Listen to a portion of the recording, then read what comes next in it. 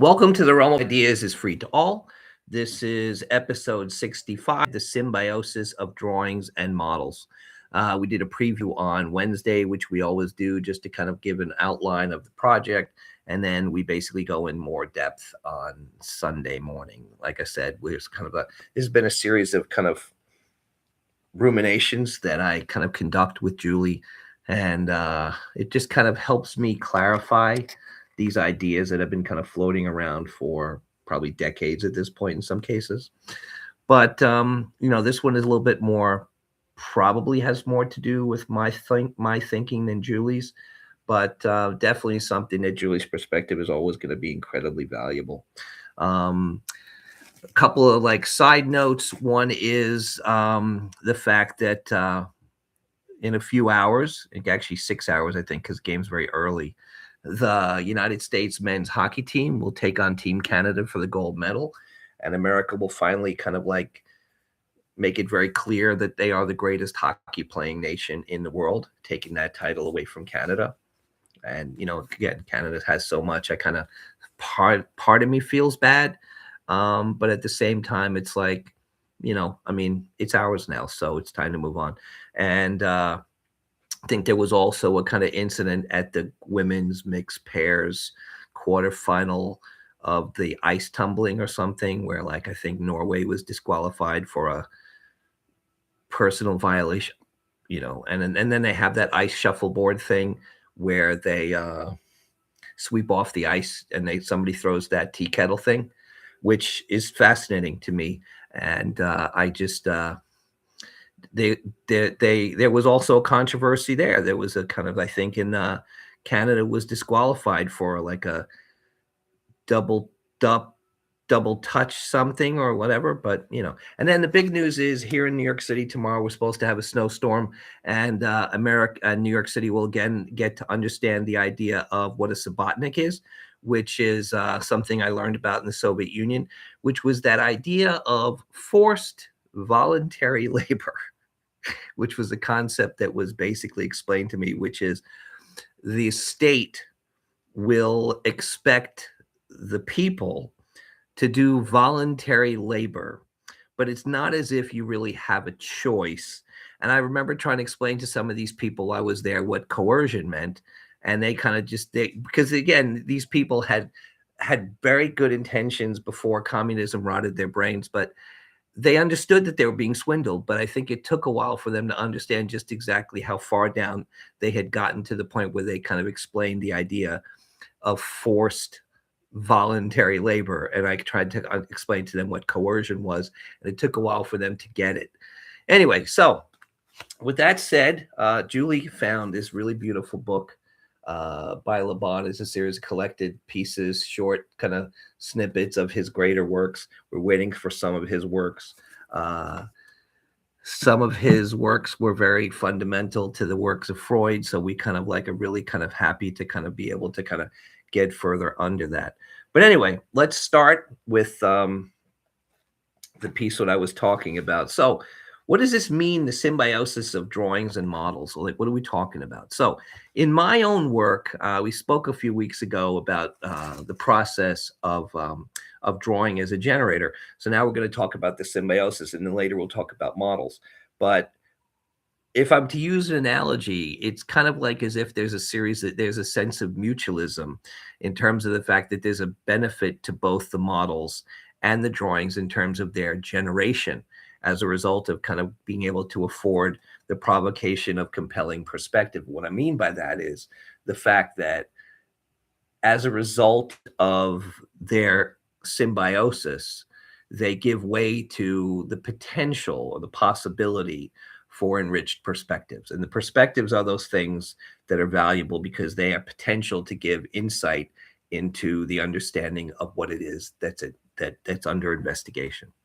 So, with that said, I'm going to go back to what I started with on Wednesday, which was based on the idea of the century of genius, which I think was one of the preceding chapter on mathematics as the base, and then the one on the century of genius are like just two of the most enjoyable pieces to read in terms of understanding where we come from in the West. But anyway, this was something that I think is a kind of it's a very interesting uh, announcement, or a kind of like warning, or a kind of an idea of something to pay attention to. When talking about the formation of the 17th century, Whitehead says, induction has proved to be a somewhat more complex process than Bacon anticipated. He had in his mind the belief that with a sufficient care in the collection of instances, the general law would stand out of itself.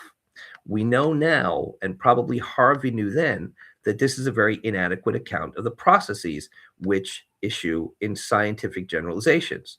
But when you have made all the requisite deductions, Bacon remains as one of the great builders who constructed the mind of the modern world. The special difficulties raised by induction emerged in the 18th century as a result of Hume's criticism. But Bacon was one of the prophets of the historical revolt, which deserted the method of unrelieved rationalism and rushed into the other extreme of basing all fruitful knowledge upon inference from particular occasions in the past to particular occasions in the future.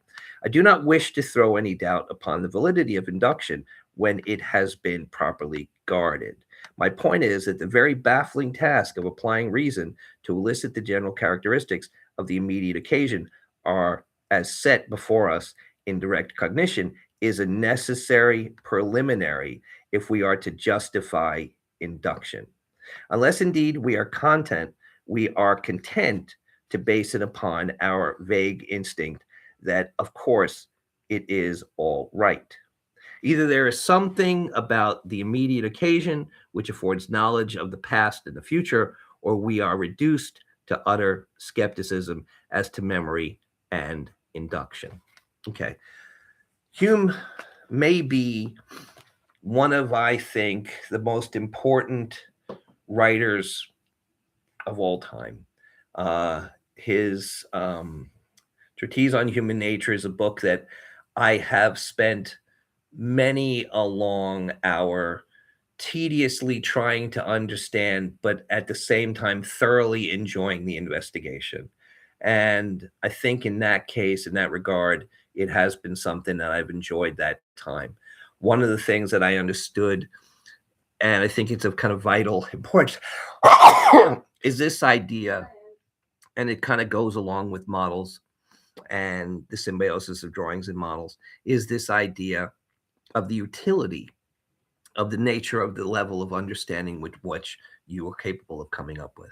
So I use the example that if one draws a map, just a crude map of one who needs to get around his new neighborhood, he's not exactly creating his new neighborhood. He's creating the vital things that he uses to abstract these things so it can have utility. So it's not abandoning the idea that truth exists. It's not abandoning the idea that truth is difficult. It's acknowledging the fact that truth exists and that truth is indeed difficult. And again, as Whitehead uses in the process mechanism, it is constantly shifting. So it is possible that one can benefit from the understanding that truth is more likely to be the case as a result of the fact that the discovery of process alludes to the fact that of its constantly shifting nature, that it is intricately complex.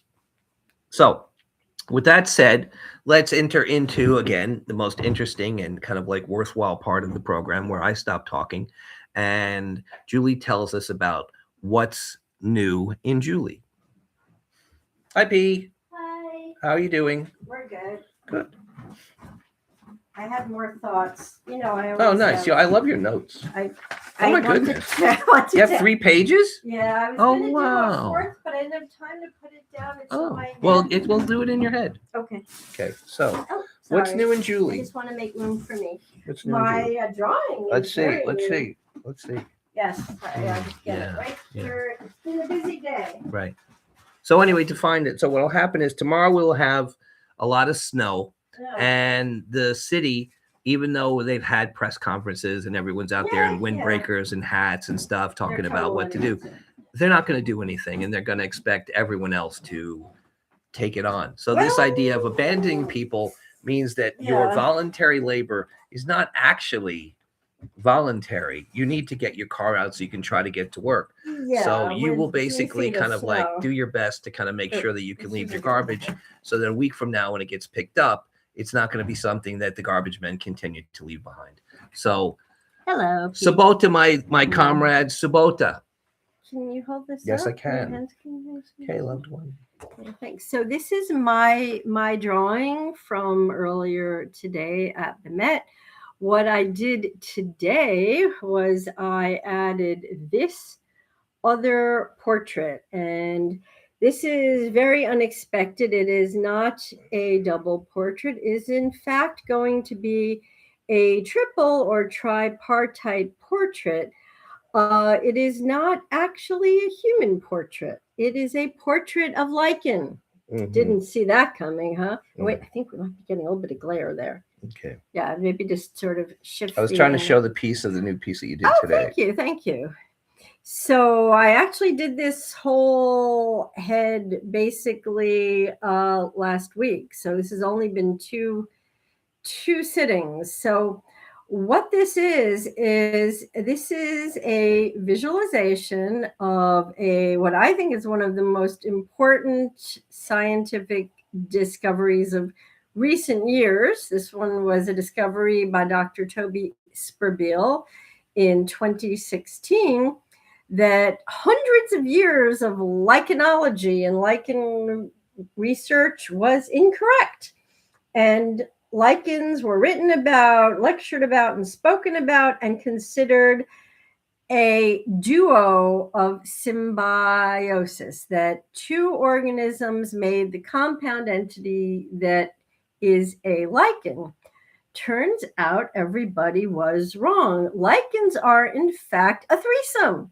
They are, for most, but not all, most lichens are made up of three symbiotic organisms. The third I will be visualizing up here next week. The first is a fungus, which is usually it's the main structure.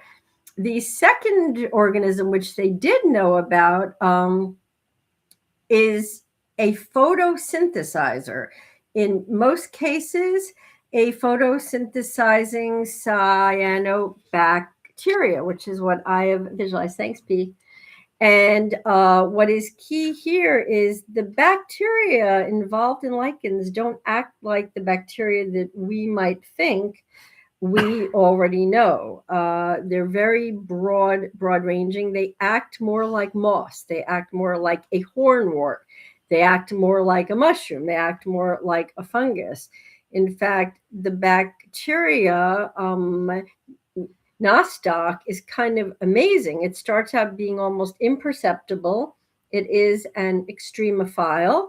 And for those of you unfamiliar with the term extremophile, they are organisms that can exist at the extremes of pressure, temperature, light, dark. They live next to the heat vents at the bottom of the ocean. There are pink worms that actually live in the Arctic. There are animals that survive freezing, extreme heat. They can live with noxious chemicals. One of them eats sulfur. I mean, there are all sorts of animals that do pretty amazing things. This one basically comes to life, but with the addition of water, and grows to 10 to 20 times its size into a gelatinous mass that most people would think of as more fern-like or more fungus-like. And the third hidden partner is actually the discovery that was made in 2016, which upended several hundred years of lichenology, which is that a basidiomycete yeast was hiding all along in the thin cortex, or the outer layer, of many, many lichens, and had been there since the age of the dinosaurs and previously. And only in the cortex. And if you don't know where to look, you won't find something. Interesting. So, yes. So I used a Cambodian sculpture in the Southeast Asian wing at the Met, which is actually a four-headed sculpture that I'm turning into a three-headed, all conjoined heads, as what I think is quite a good metaphor for a conjoined, creature like the lichen. Hmm. Do you have thoughts? Yeah, no, it's interesting how when the world starts to kind of all kind of make sense and kind of kind of correlate, sometimes the world seems as it's kind of spinning uncontrollably and everything kind of like is disparately moving into chaos, Mhm. and like everything's becoming disparate parts and it's kind of becoming chaotic.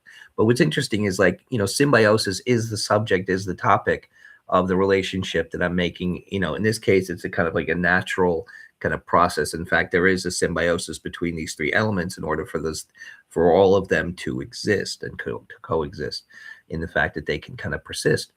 What I'm doing is using an analogy of symbiosis to kind of correlate the way in which something of value, which is the idea of mutualism, in the case of mutualism here, Mhm. they all benefit from their, existence, in terms of the fact that they give things and take things from each other in order to sustain themselves. And in the case of my mutualism, it's an artificial kind of like analogy to Mhm. kind of look in the way in which models and drawings can basically kind of like inform each other.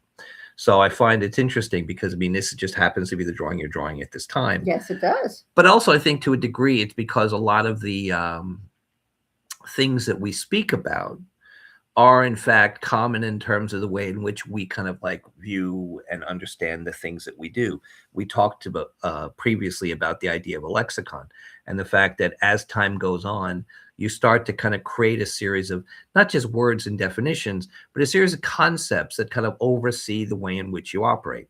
And I think that, some of these things, most of these things are picked up along the way. They're derived from someone who, of seeing a compelling argument that you just really feel is necessary to kind of stay on top of. So let me say quickly. I mean, I did say it, but I think it's important to say it.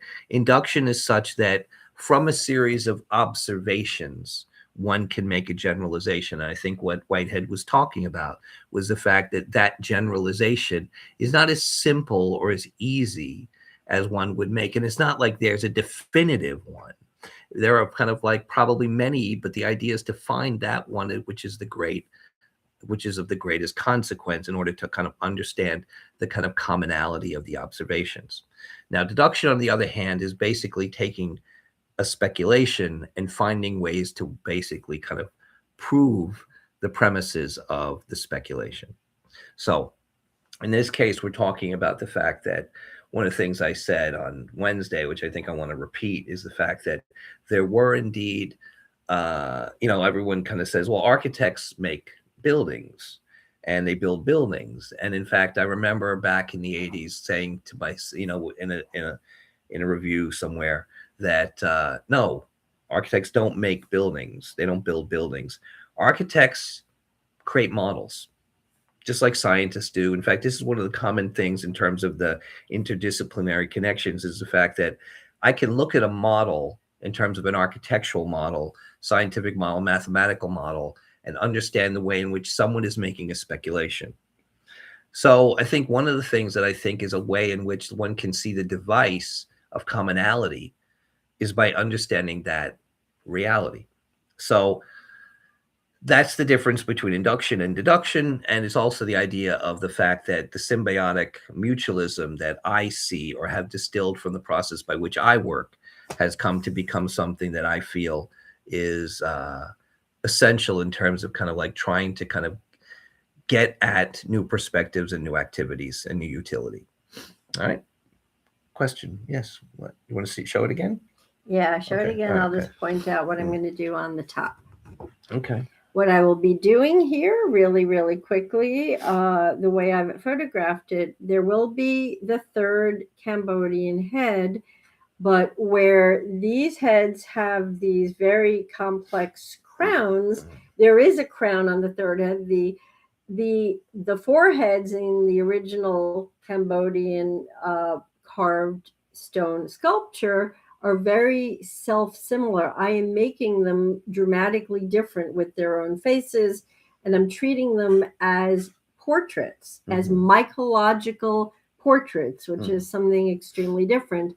The crown will become the lichen cortex. And within the cortex, I will draw the Basidiomycete yeasts. And interestingly, and I'll just point this out, this has everything to do with Bruce's fascinating topic for our program, which is some of the most vital, beautiful, important information is often the hardest to find.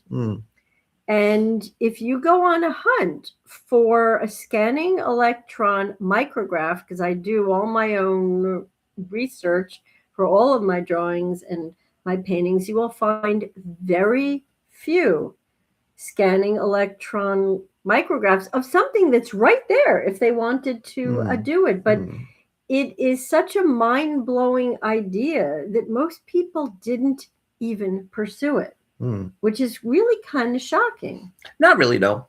But I'm saying this goes right into what no, I agree. we were talking In fact, about. if we go back to the Borges piece about the witness, you know, the fact is sometimes incredibly valuable things kind of fall between the cracks and are lost, and we never really, the thing is, sometimes when you know that if something is still valuable, you protect it. But if you don't know something is valuable, you're not going to protect it, and it's going to slip between your fingers, and you're going to lose it and not even understand what it is that's past. And that's the piece that I think is the most important thing to understand. It's easy to think you understand the times, but we never do. And that's why I think it's always important to kind of check ourselves in order to, so we don't continually make the same mistakes over and over again. So I think in that regard, you know, it is true that these things kind of come to kind of create bonds and relationships that need to be understood. But I think, again, we always have partial information, and we function quite well on partial information. And only when we see sometimes things become incredibly painfully obvious, we realize that was incomplete. And sometimes it's incomplete in a kind of somewhat embarrassing way when it's like, wow, we should have seen that long before we did. But I think that's just a kind of testament to the fact that we are still incredibly primitive and incredibly crude, and still kind of learning the benefits of kind of using a reasoned imagination. So anyway, so I think let me move this to a safe place. Yes. So in the process of doing architecture or investigating architecture, I kind of came to find that there were two things that served me well, that I enjoyed. And one was drawing and one was building models. Now, again, let me distinguish between architectural drawing and drawing. I mean, there are the drawing like Julie just showed us, which is a kind of figurative, kind of like artistic drawing. And then there's the mechanical or kind of presentation type drawings that architects would do to explain their buildings. Now, what I found was that even, you know, you were expected to become fairly kind of adept and capable at kind of executing these things, and they were kind of like cultivated, but they served something beyond themselves. They served the premise that was usually consciously originated and basically sought out to use the drawings and the models as tools to demonstrate this kind of somewhat detached, abstract idea. That the idea is very rarely kind of generated from the drawings or the models. You know, they kind of like aided, but had little to do with aiding or nurturing that itself. What I found I started to enjoy was to kind of displace myself from an intention and think about it as a desire. So rather than kind of saying, I'm looking to achieve this, I basically let the method of the process of that symbiosis start to take over. I'm not sure if I've truly perfected that yet, but I feel as if kind of like I have gotten to a point where they can kind of operate independently, as well as kind of somewhat in terms of creating their own kind of progeny, if it were, that there is a kind of like family tree of any particular thing that I originate. So I've used this term architecturally provocative artifacts.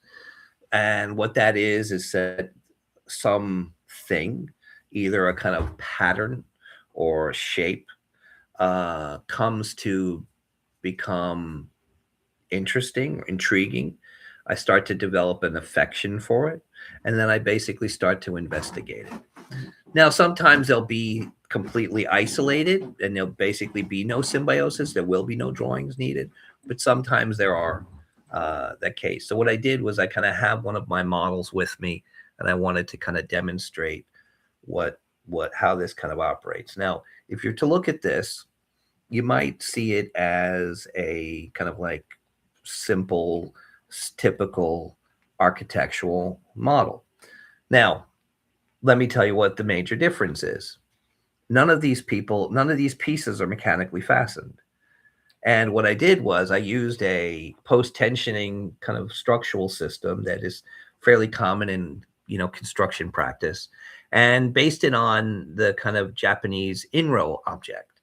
So the in-row is their series of pieces connected by strings and toggles to kind of bring them together to kind of form this A case. this case. It's kind of like it's like a necessaire, or kind of like anything that kind of carries precious or exactly. Medicines, things like So that. though this doesn't carry anything and it's not a storage container, it did serve as a purpose of a series of repetitive pieces that came to create a kind of cohesive whole.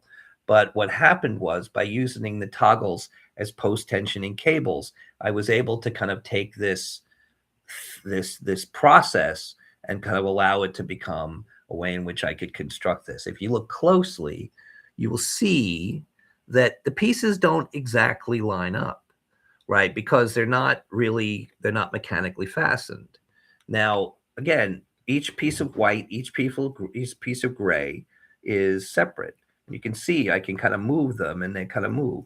If you see them here, they're not necessarily straight because they're basically held together. Now, if I was to take these pieces without these strings, I might be able to stack them, but I certainly would never be able to kind of tilt them or turn them upside down. So in fact, what you see is this is achieving the purpose of creating an actual physical, active, what I would call a live model. Now, it's still an artificial construct, but I mean, again, I've constructed the model as if it has a certain physics. And in that case, I kind of did a series of these, and I kind of found them kind of somewhat intriguing to follow up on in terms of kind of taking these patterns. Now, also in this piece, what I did was these two interlocking pieces that you can see as they alternate, you can see that here in the spine down the middle, is that they're held, right? And you can see this slight arc in place to stop them from coming back apart. These pieces kind of fold together. It's one long continuous ribbon that's folded in on itself and contained. So it basically has these pieces holding it and compressing it.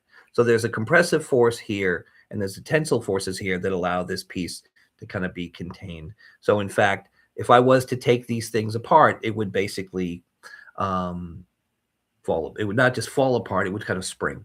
So that was one of the things I also liked, the idea, the fact that one could actually not just contain them from falling apart, one could actually contain energy. And that was kind of fun. So now, and that kind of became a further extension of the process. But these actually were completely isolated. Yeah. They were really, in terms of the drawings, there might have been sketches of configurations, but there really wasn't a drawing to provoke perspectives. Well, I guess there was, because I mean, the ribbons, the drawing of the ribbons basically became the way in which I kind of configured them. Yeah. So there was, anyway. So yes. Oh, say. I really need some tea though. Tea. We need tea. I'm very tired. Tea is tea, Rose. Yes.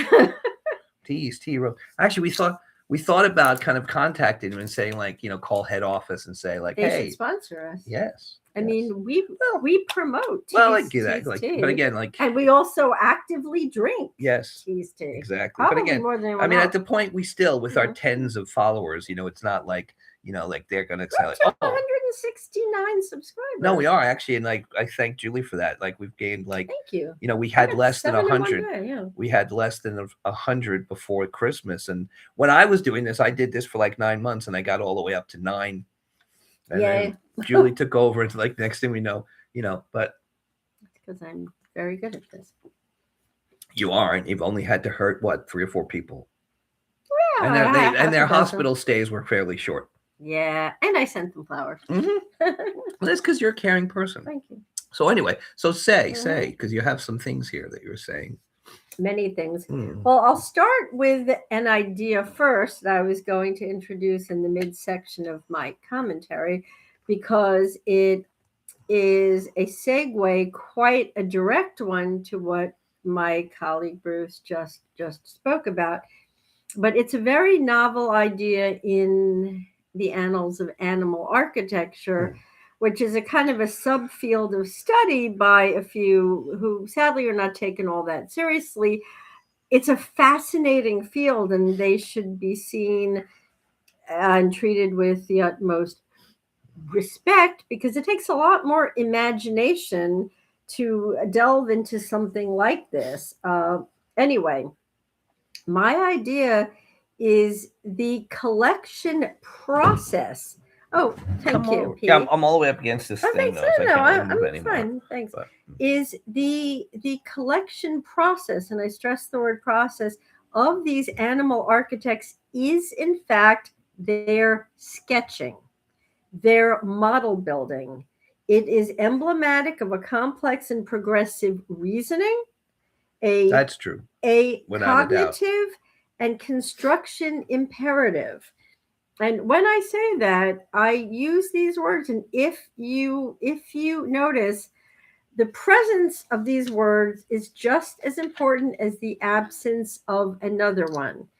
And the absence of the word instinct is absent on purpose because animals have been very unfairly, untruly written off as, oh, they're just doing it instinctually. Mm. Yes, I'm not saying animals don't have instincts. Humans do too, Mm-hmm. but it doesn't give animals or plants Mm-hmm. or fungi or many other entities any credit for free will. And they have plenty of it. It doesn't give Mm-hmm. them credit for individualism, Mm-hmm. and especially individualism in architecture, in construction, in planning, and sketching. So when the Vogelkopf bowerbird, and it happens to be the males who do this because they are doing this to attract the females, build these incredible, inventive, and creative, and highly individualistic and imaginative constructs out of leaves and feathers and berries and roots and stems. They also build them out of other creatures. And this is really key. The bowerbirds, all of them use insect parts. And if they find a human bone, they will use a bone. If they find an animal carcass, they will use these as tools, but they will sketch with them. And the point is, one species uses another species as a model. Good question. Oh, sure. Now, Yeah. as the female bowerbird chooses a mate, Mm-hmm. it's based on an analysis of the object that's constructed. Entirely. Right. So the thing is, they're Yeah. basically the female Mm-hmm. is going to look at several of these Oh, yeah, and probably pick a quite a mate few. Yeah. based on the way in which this piece is put together. So I'm sure there are things that are evaluated. And this is the same kind of, this is at the same level of we have when It's we're a critique. it's a critique. It's an architectural critique. It is. And I think, you know, one of the things that I remember, I said this a long time, probably back again in in late 70s, early 80s. Thank you. And I said that at the point where architecture becomes capable of standing alongside of nature and the things that are created in nature, it will be the point where engineering and architecture cease to be different fields. And I think one of the things is the systems by which the insects operate are so much, we talked about this about a month ago, are so much more sophisticated, so much more developed. And the fact that it's only because of our poor ability to judge to these things on the merit on which they are judged, we can't really tell the difference between the subtle nuances that like for instance, the female bowerbird will say whatever it says and chooses a mate, and obviously does a good job because the bowerbirds continue to exist based on this method, is that whatever it is that she's looking for, they're making good choices.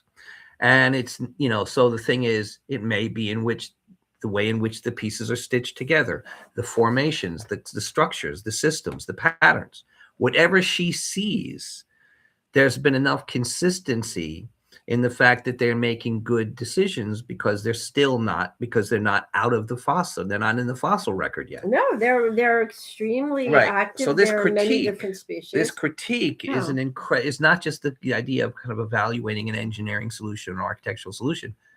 It's actually their selective process. It's an evolutionary exactly. critique. So it's an evolutionary method. So given that, it kind of puts us in a situation where we kind of concede the idea of looking within those pieces that are symbiotic. So in the model, right, as we talked about before, certain speculations are important to appreciate. So the inductive process is a way that we need to kind of be, it's not an infinite or a kind of like generalized thing that everyone's going to come to the same conclusion. These solutions are subtle, they're nuanced, they're provocative, and they're filled with all kinds of aspects of learning or better understanding than in fact knowing. And I think that that is something that I was coming across in a piece I was reading, a book by Bronowski, The Ascent of Man, which I think is a brilliant book. He's a completely underappreciated individual, but there's the fact that when we draw, we don't describe, we basically explore. And when I read that, I thought to myself, that's really true. We do, in doing these things, we're kind of speculating. So by separating the drawing and the model and having them work symbiotically or individually, they have a greater power than kind of just simply aiding in some intent beyond themselves. I mean, they can kind of, but because in that case, they may be able to provoke or add or kind of insinuate or kind of or kind of like or kind of like suggest, but in fact they're not following their true desire in terms of their actual purpose. So I think in that case, that's what I found was for me the situation where in fact I'm not looking at making a house or a home or an office building or a gymnasium or whatever. I'm trying to provoke compelling configurations. Which you do in a brilliant way. Thank you, P. Yes. I am brilliant. May I add? I love being brilliant. Brilliant is fun. You are. I'd like to just add a little bit here. You can add as much as you want many times. I'd like to bring up the bone collector caterpillar. Oh, I love that one. Which is one of our old something friends. One of our old gruesome maudlin friends. The bone collector We're speaking about caterpillar, yes, is a perfect example of something quite rare, Frankensteinian, but in a completely more horrifying way. For those of you who are unfamiliar with their lifestyle, it is moribund. Bone collector caterpillars live on the webs of particular spiders, not all webs, but webs in the darkest, creepiest Vincent Price corners of the world. And they choose these because the particular spider species entrap a huge range of prey, a huge range of insect prey. Now, the spider would obviously eat the caterpillar, but they don't. And the reason why they don't is the caterpillars take the severed heads. I'm not joking. The severed limbs, the thoraxes of the dead victims of these spiders and affix them using a self-generated, quite strong cement, not unlike the barnacle glue that we know, especially in The Odd Couple. A big nod to Tony Randall, one of our favorite people. And affix them to their soft bodies and make their own exoskeleton. So bone collector caterpillars are, in fact, their own living models. They are all different models. They are building, sketching, and actively designing themselves. This is where they live. This is their house. It is a model of their home. They are their home. It is a shield. And I find that fascinating, Chris. Yeah, I think that like one of the things that has been going on in my work for a long time, going back to the late 1980s, was my feeling that it's possible that we could grow buildings rather than basically have to build them. And I mean, it's kind of something that when I first said it, I remember the kind of people who were there kind of felt like, this guy's nuts and what is he talking about? But in fact, though I don't know if anyone is saying it now, I do feel as if there at least are investigations taking place, and I have some colleagues who I've talked to who do understand and appreciate the fact that at least more biotic components could conceivably exist. And at least if we get to that point, we're one step closer to the idea of actually kind of having the circumstances where we generate or naturally generate that which is our environment, or we kind of find an environment that we can basically apply. So there is that sense that we start to kind of temper that environment. We start to kind of prepare it, just the same way that someone tills the soil or kind of like fertilizes it. We will start to kind of, rather than kind of like impose our will on the environment in a way that's kind of very kind of isolated and kind of hermetic, there will be much more of this kind of symbiotic relationship. And I don't feel that is directly related to the process of using models and drawings, but I do believe that it does have the potential for going in that direction. I think that some of these investigations, as I see sometimes in more, it's actually more in Europe than it is here. I see the potential for these things to actually start to become reality. I mean, we have, in a rudimentary sense, things like green walls and things like that, where we have. But again, these things are more decorative than they are kind of functional. But I think it's just a matter of time before we get to the point where the technologies of our buildings, nothing. That I just was moving my foot. The technologies of our buildings can actually kind of like incorporate and better utilize those things that it generates. But I think that we're a long way from that, but at least we're looking in the right direction. Also, I think with the idea of research being a kind of component aspect of the architectural landscape, I think that's in a general benefit. So, and again, Art Science Complex has always tried to be part of that, has always benefited from that idea that we believe that these things benefit from the coexistence and the cooperation of other people in other fields. Anyway, go ahead. Sorry. Oh, Yeah, no, go ahead. sure. Yeah, no, yeah. I'd like to discuss beavers. They are a miracle of architectural planning. Yeah, go ahead. Yeah. Sure. Oh. Mm-hmm. Okay. Those of you who may or may not know, the average beaver dam averages about 6 feet high by about 5 feet wide. That's actually a fairly substantial size given the ratio of a human to a beaver. Mm-hmm. How would you think that would translate to a human scale? I mean, we aren't vastly different. There's some pretty large beavers. They aren't tremendously small, but no, I mean, let me just see. Yeah, but anyway, while you're figuring that, I'm going to continue. So the individual model, architecture, or drawing is in fact the beaver dam or the beaver lodge. Yet I invite you all to consider this. In 2007, a beaver dam was observed in Alberta, Canada, which stretched for a staggering 2,788 feet. Now, think about that. The average dam, 6 feet by 5 feet.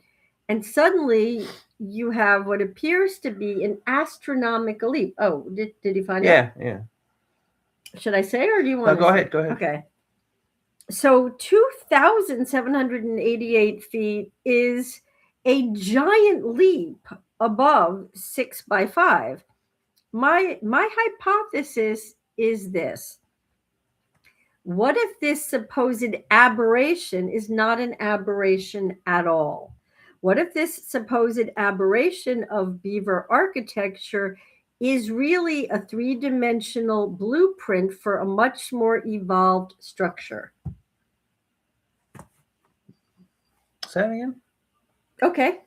So the beaver dam So is actually a average, model. this beaver dam, this idea. Right. So the average beaver dam Is is 6 foot 6 high. feet high by 5 feet wide, meaning this has been observed I many, see. many I times see. and is considered the Mhm. norm for beaver dams, Mhm. beaver structures, beaver architecture. Mhm. They are the ultimate builders, the beavers and the birds are Got it. actually. Got it. Yet in 2007, a beaver dam was found and observed and measured because it was enormous in Alberta, Canada. It stretched for 2,788 feet.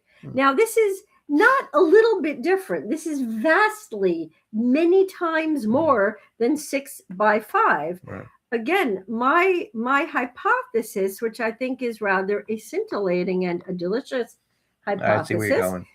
is what if this supposed aberration is not an aberration at all? But an advancement. Yes. So what if this supposed aberration of beaver architecture is really a three-dimensional blueprint for a more evolved and advanced I would agree. structure? Yeah, because it's like That's what I've always felt is like, we know who our Leonardo da Vinci's are, we know who our Galileos are, we know who our kind of like Einsteins are in the human world. Right. But the thing is, We like, don't know who they are in the animal world. Since we're kind of crudely now starting to understand the idea of animal consciousness and animal behavior, we need to know just exactly what, if anything, is the actual difference between humans and animals.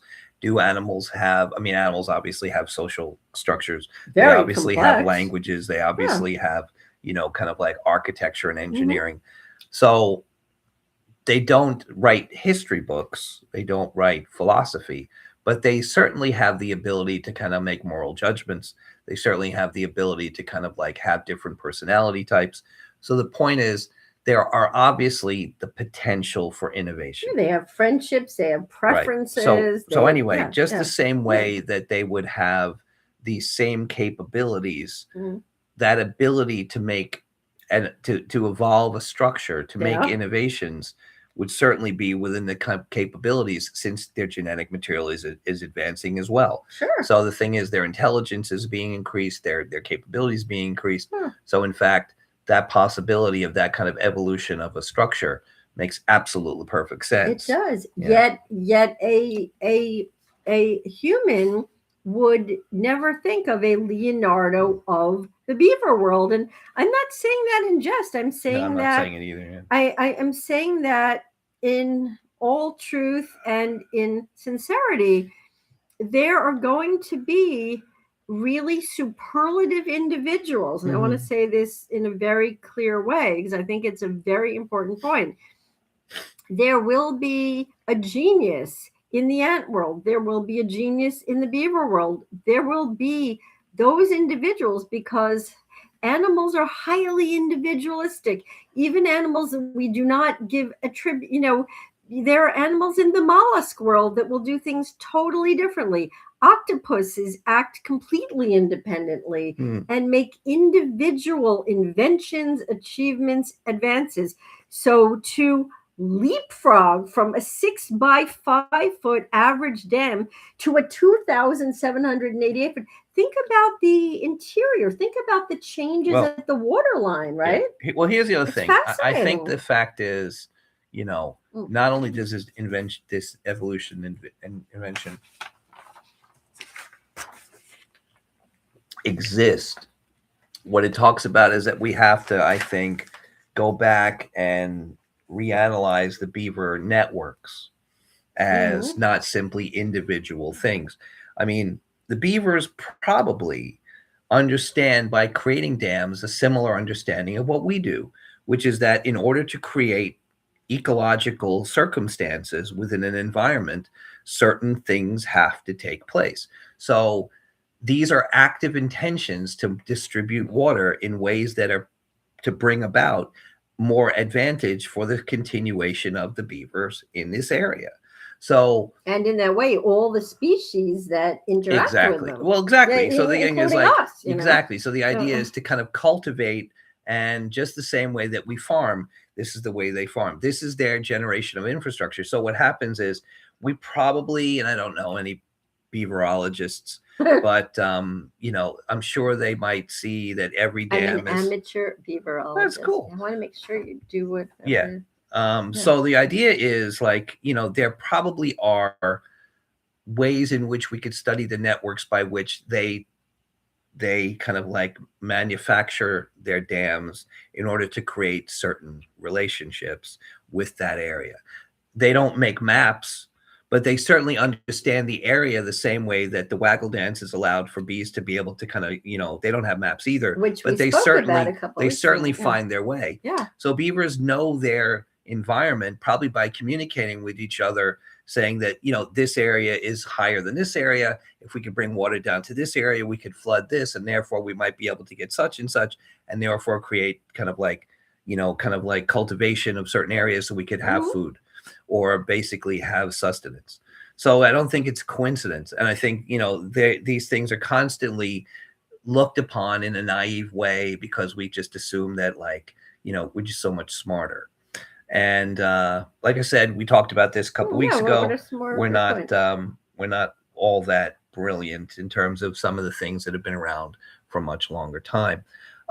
So the symbiosis by which these two these two activities exist are pretty much the way in which I now operate. So the provocation of compelling perspectives, like I said, what that means is the ability to kind of look deeper into something, to have a more compelling argument, or kind of like create that idea that you're kind of getting a deeper understanding of that which is that you're looking at. So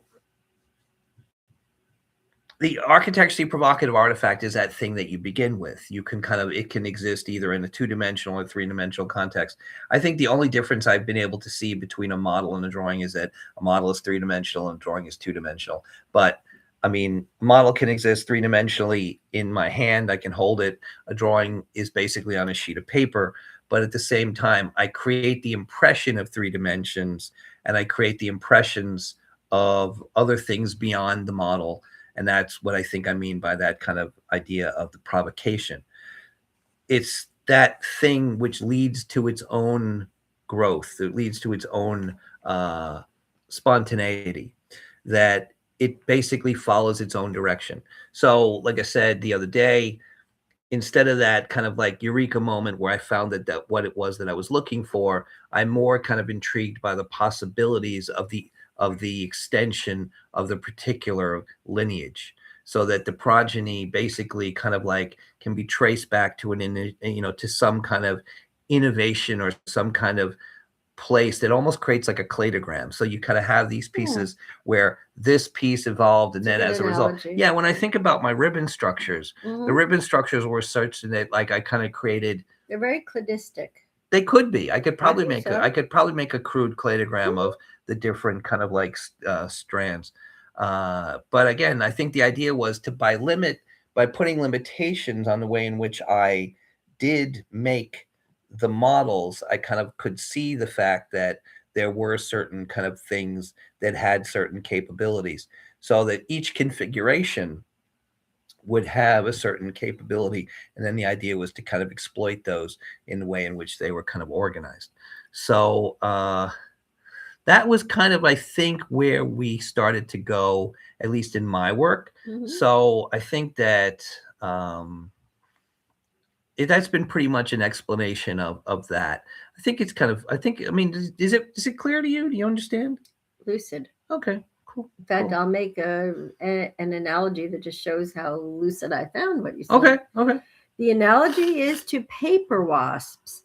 And the idea is when you are working on your models, you are gathering, planning, collecting, and sketching, intermingled all in one sort of very beautifully woven forward motion of imagination and creative thrust.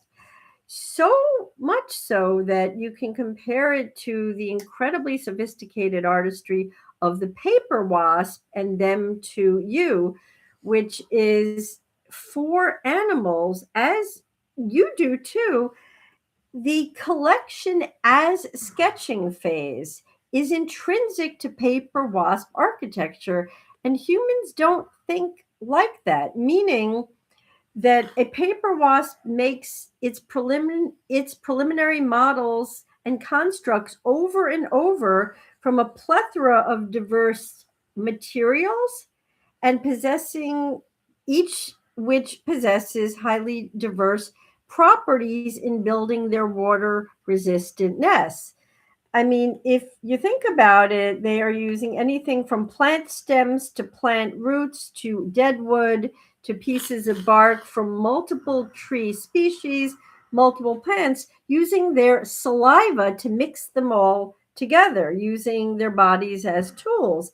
Therefore, these wasps, as well as you, are model building as they collect. They are processing and reasoning on their materials as they are constructing and assembling your three-dimensional sketch, Right. which is a model, which is in fact a sketch. Right.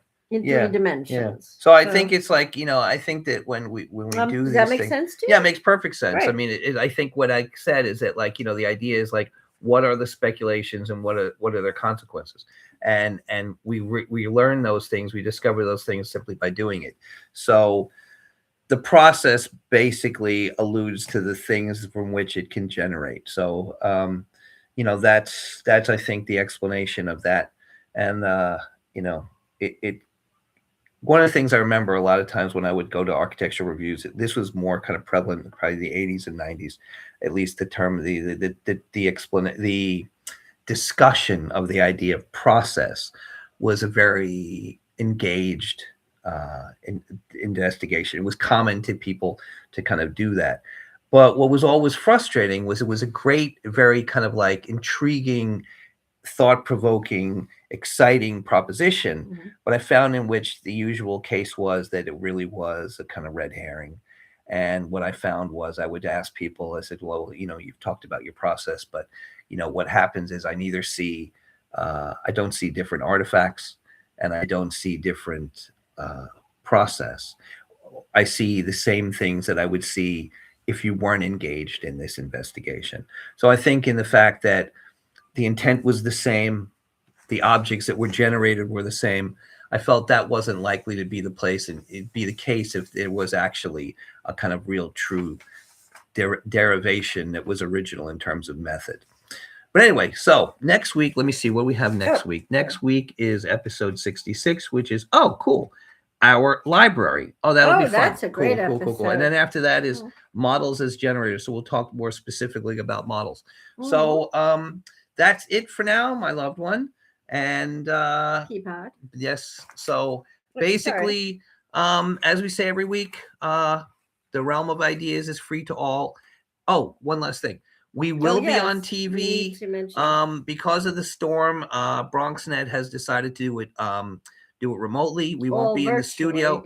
So we'll basically be in here talking with Dr. Bobley, and that'll be fun. It'll be 10 o'clock Monday morning. Well, that we're on. Yeah, we're on. They are broadcasting. Will be exactly. Other times. And then, exactly. So the realm of ideas is free to all, and it's the benefit of all for us to keep it just that way. Precisely.